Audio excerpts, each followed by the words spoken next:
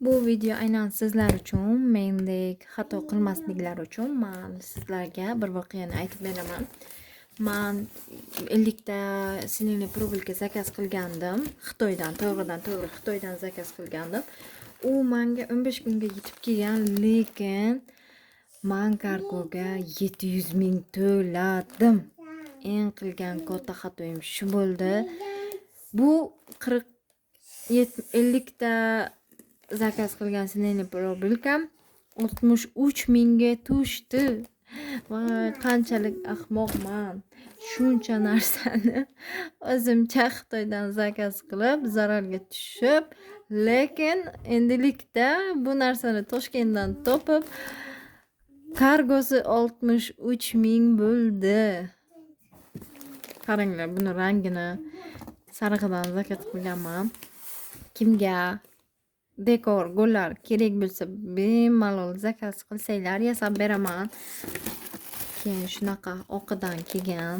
Ko'pchilik so'rashibdi, bunaqa rangi bormi, balandroq ko'k rangi bormi deganlar uchun bular ham bor. Hozir ko'rsataman sizlarga.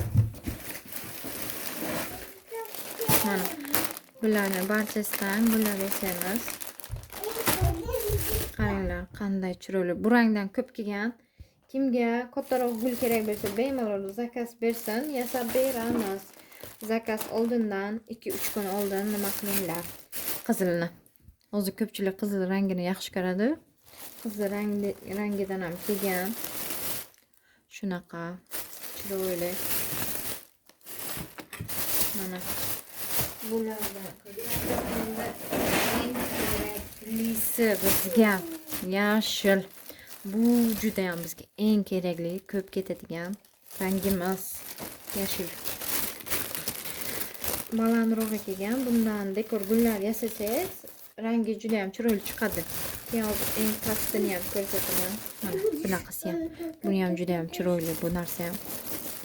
Ko'pchilik so'rashibdi, o'zini ko'rsatmasdan biznes qilsa bo'ladimi? Ha, bo'ladi. O'zini ko'rsatmasdan shunaqa chiroyli gullarni yasayotgan va o'z mehnati bilan qilayotgan gullarni yasab nima qilsa, video qilsa juda ham zo'r bo'ladi. Instagram ham obunachisi ham ko'payib va klientlar keladi. Shular